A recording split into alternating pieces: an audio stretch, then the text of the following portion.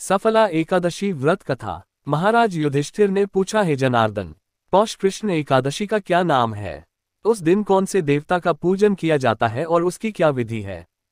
कृपया मुझे बताएं। भक्तवत्सल भगवान श्री कृष्ण कहने लगे कि धर्मराज, मैं तुम्हारे स्नेह के कारण तुमसे कहता हूं कि एकादशी व्रत के अतिरिक्त मैं अधिक से अधिक दक्षिणा पाने वाले यज्ञ से भी प्रसन्न नहीं होता हूं।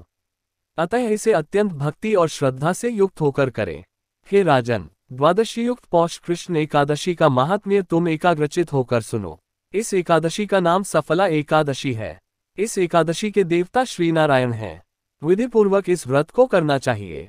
जिस प्रकार नागों में शेषनाग, पक्षियों में गरुड़, सब ग्रहों में चंद्रमा, यज्ञों में अश्वमेध और देवताओं में भगवान विष्णु श्रेष्ठ हैं, उसी तरह सब व्रतों में एकादशी का व्रत श्रेष्ठ है।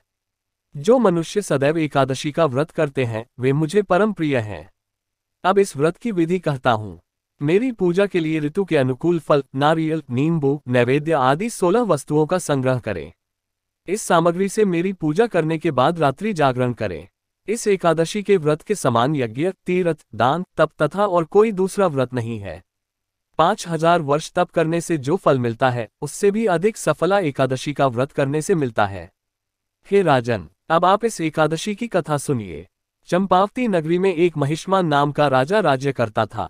उसके 4 पुत्र थे। उन सब में लुम्पक नाम वाला बड़ा राजपुत्र महापापी था।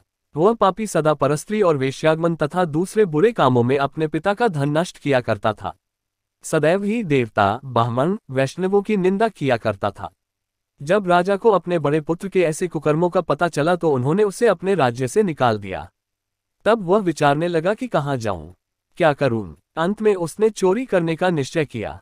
दिन में वह वन में रहता और रात्रि को अपने पिता की नगरी में चोरी करता तथा प्रजा को तंग करने और उन्हें मारने का कुकर्म करता।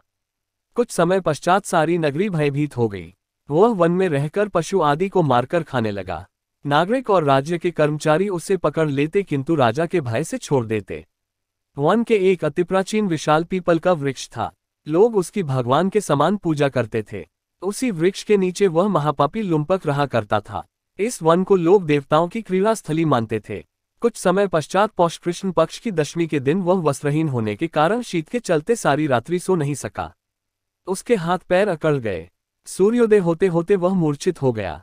दूसरे दिन एकादशी को मध्याह्न के समय सूर्य की गर्मी पाकर उसकी मूर्छा दूर हुई। गिरता पड़ता वह भोजन की तलाश में निकला। पशुओं को मारने में वह समर्थ नहीं था, अतः पेड़ों के नीचे गिर हुए फल उठाकर वापस उसी पीपल वृक्ष के नीचे आ गया। उस समय तक भगवान सूर्य अस्त हो चुके थे। वृक्ष के नीचे फल रखकर कहने लगा, हे भगवान, अब आपके ही अर्पण है ये फल, आप ही तृप्त हो जाए। उस रात्रि को दुख के कारण रात्रि को भी नींद नहीं आई। उसके इस उपवास और जागरण से भगवान अत्यंत प्रसन्न हो गए और उसके सारे पाप नष्ट हो गए। दूसरे दिन प्रातः एक अति सुंदर घोड़ा अनेक सुंदर वस्तुओं से सजा हुआ उसके सामने आकर खड़ा हो गया। उसी समय आकाशवाणी हुई कि हे राजपुत्र, श्रीनारायण की कृपा से तेरे पाप नष्ट हो गए। अब तू अपने पिता के पास जाकर राज्य प्राप्त कर। ऐसी वाणी सुनकर वह अत्यंत प्रसन्न हुआ और दिव्य वस्त्र धारण करके भगवान आपकी जय हो कहकर अपने पिता के पास गया। उसके पिता ने प्रसन्न होकर उसे समस्त राज्य का भार सौंप दिया और वन का रास्ता लिया। अब लुम्पक शास्त्रानुसार राज्य करने लगा। उसके स्त्री, पुत्र आदि सारा कुटुंब भगवान नारायण का परम भक्त हो गया। वृद्ध होने पर वह भी अपने पुत्र को राज्य का भार सौंपकर वन में तपस्या करने चला गया और अंत समय में वैकुंठ को प्राप्त हुआ। अतः जो मनुष्य इस परम पवित्र सफला एकादशी का व्रत करता है उसे अंत में मुक्ति मिलती है। जो नहीं करते वे पूंछ और सींगों से रहित पशुओं के समान हैं। इस सफला एकादशी के महात्म्य को पढ़ने से अथवा श्रवण करने से मनुष्य को अश्वमेध यज्ञ का फल मिलता है। दोस्तों, आपको ये कहानी कैसी लगी कृपया कमेंट करके जरूर बताएं और ऐसी ही और भी बहुत सारी कहानियों को सुनने के लिए चैनल को सब्सक्राइब जरूर करें। धन्यवाद।